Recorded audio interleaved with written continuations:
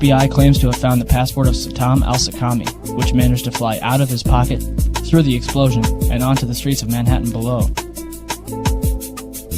So, 4 different black boxes, made from the most resilient materials known to man, were destroyed. Yet, a passport, made from a fragile material known as paper, managed to survive? Who writes this stuff?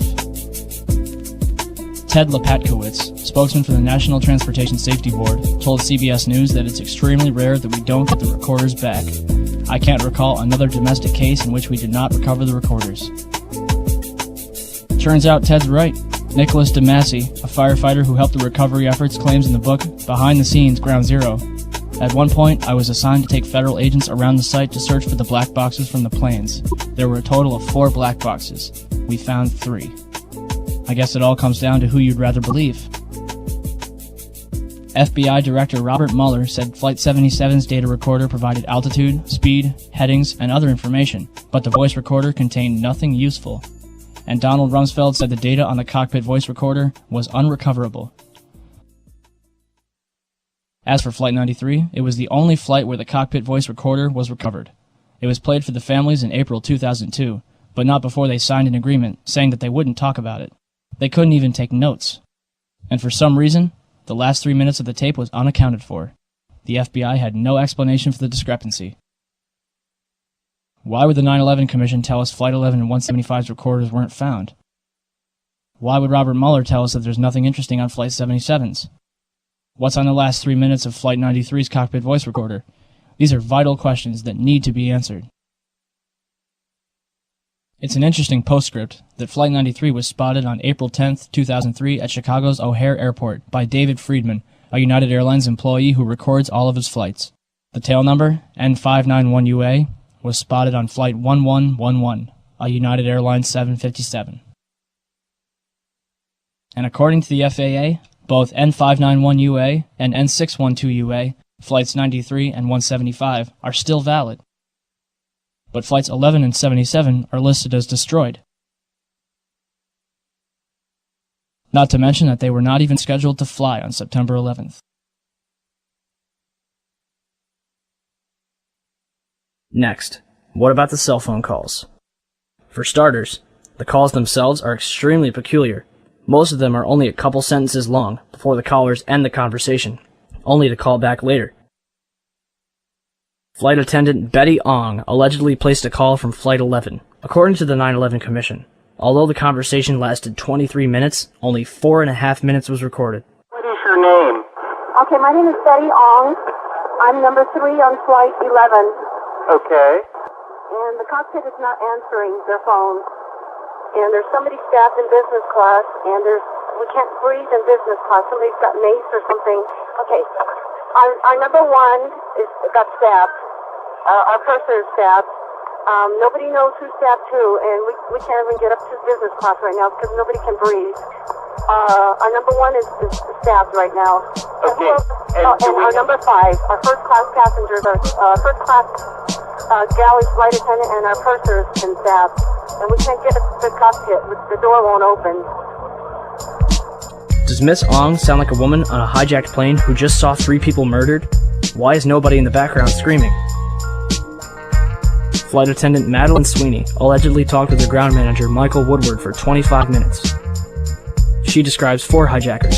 The FBI says there were 5. She says the hijackers were in rows 9 and 10. The FAA says they were all in row 8. Near the end, she screams, "I see buildings. Water. Oh my God!" Madeline was a flight attendant out of Boston for 12 years. I think she would have recognized Manhattan. A man claiming to be Mark Bingham called his mother Alice, who is visiting his sister-in-law. The caller says, "Mom, this is Mark Bingham. When was the last time you called your mother and used your full name? I just want to tell you that I love you. I'm on a flight from Newark to San Francisco, and there are 3 guys on board, and they say they've taken over the plane, and they say they have a bomb. I'm calling you from the airphone." And then, "You believe me, don't you, Mom?" "Yes, Mark, I believe you. Who are these guys?" Then he was interrupted by someone who was speaking in a low-toned male voice, speaking what sounded like English. After 30 seconds of muffled sounds, the caller repeats, "I'm calling you with an airphone." His mother asks him again, "Who are these guys?" After another pause, he returns and asks again, "You believe me, don't you, Mom?" There was another pause, and the phone just trailed off. To date, none of these calls, except for Betty Ong's call to American Airlines, has been released to the public. But to be honest, none of that matters. Why? Because none of these calls could have taken place. Key Dudney of Physics911.net conducted some research of his own. In an experiment called Project Achilles, he took a series of cell phones onto a Cessna 172 and flew up to 8,000 feet to determine the success rate as the plane got higher. At 4,000 feet, he had a 0.4 success rate. At 8,000 feet, he had a 0.1 success rate. For 32,000 feet, cruising altitude for a commercial airliner, he calculated a 0.006 success rate, less than 1 in 100th of a chance. Don't believe me? Even American Airlines has put their foot in the government's mouth. On July 15th, 2004, passengers aboard a commercial American Airlines flight were able to send and receive calls from their cell phones as if they were on the ground, thanks to a cell station that was installed into the plane. It worked great. I called the office, I called my wife, I called a friend in Paris. They all heard me great, and I could hear them loud and clear.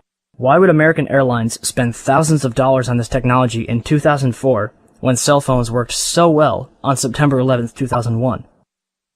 The cell phone calls were fake, no question about it. So how is it possible to fake a person's voice?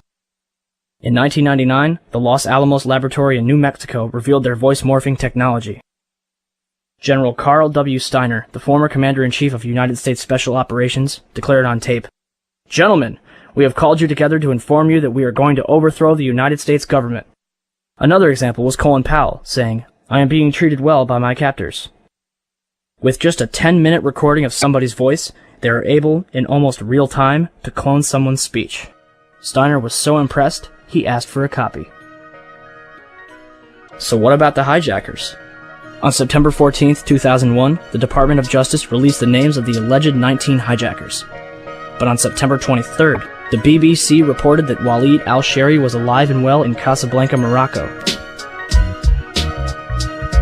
They also tracked down Abdulaziz Al-Amari, who was an engineer with Saudi Telecom and lost his passport while studying in Denver. In the same article, FBI Director Robert Mueller admitted that the identity of several of the hijackers is in doubt. So how many hijackers turned up alive? At least 9 of them. Wael al-Shari is alive and well. Mohand al-Shari is alive in Saudi Arabia. Khaled al-Midar is a computer programmer in Mecca. Salem al-Hazmi works at a chemical plant in Yanbu, Saudi Arabia. Saeed al-Ghamdi is training to be a pilot in Tunis. Ahmed al-Nami is an administrative supervisor for Saudi Airlines. We already covered Walid and Abdulaziz. And last but not least, Mohammed Atta's father claimed to receive a phone call from his son on September 12th. On September 20th and 27th, Mueller admitted on CNN that there is no legal proof to prove the identities of the hijackers. Indeed, after all, not even the official autopsy for Flight 77 lists the hijackers. And the opening paragraph makes no mention of their absence. So, if there's no proof that the hijackers were members of Al-Qaeda, or if they were even on the plane in the first place, what justification do we have for bombing Afghanistan? Oh, that's right. The Bin Laden confession tape. On December 14th, 2001, the government released a tape, allegedly of Bin Laden confessing to the attacks of September 11th, which they claimed to find in a house in Jalalabad, Afghanistan. Except there's a number of things wrong with this tape. 1. The tape itself is of very poor quality. And 2. The man in the video looks and acts nothing like Bin Laden. According to the FBI's website, Osama is left-handed. Yet, in this video, he's writing a note with his right hand. Not to mention he's wearing a gold ring, which is forbidden by Islamic law, and is never mentioned in the FBI's description of him. Compare this video to 4 other pictures of Bin Laden. Does anybody else see a problem here? Until the government can prove without a shadow of a doubt that Al-Qaeda was behind September 11th, the American people have every reason to believe otherwise.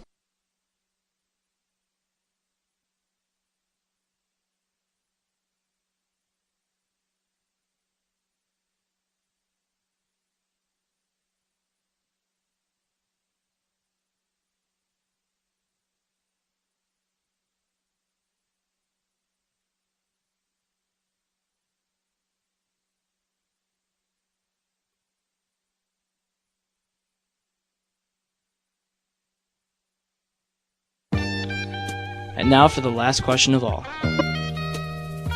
Why would our government do such a thing? I hope you're sitting down. First, we have Larry Silverstein, the man who purchased the World Trade Center in July 2001. After September 11th, Silverstein demanded $7.2 billion from his insurers, claiming that each plane counted as a separate act of terrorism. However, on December 6, 2004, the courts only reward him with $2.2 billion. Next, we have the put options that were placed on United Airlines, American Airlines, and Boeing. According to the San Francisco Chronicle, more than $2.5 million has remained unclaimed. As for 9/11 itself, Reuters reported that Comvar, a German computer company, is responsible for helping companies and accountants in New York restore their data from over 400 hard drives that were recovered from the World Trade Center's rubble.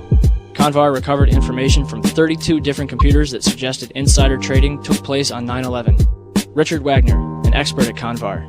There is a suspicion that some people had advanced knowledge of the approximate time of the plane crashes in order to move out amounts exceeding $100 million. They thought that the records of their transactions could not be traced after the mainframes were destroyed. After their analysis, Comvar handed the results over to the FBI. Although the FBI was legally bound to investigate who was responsible, to date they have done no such thing. Moving on. According to Wikipedia, one of the world's largest gold depositories was stored underneath the World Trade Center. In 1993, the value of the gold was estimated at $1 billion, rumored to be owned by Kuwaiti interests. When the World Trade Center was destroyed, the amount of gold far exceeded the 1993 levels. The gold was finally recovered in its entirety in late 2001. Or was it? On November 1st, 2001, the Times Online reported that a large amount of gold was discovered in the wreckage of the World Trade Center. Mayor Rudolph Giuliani announced that more than $230 million was recovered from Ground Zero. However, the COMEX Metals Trading Division was storing gold bars for the Bank of Nova Scotia, Chase Manhattan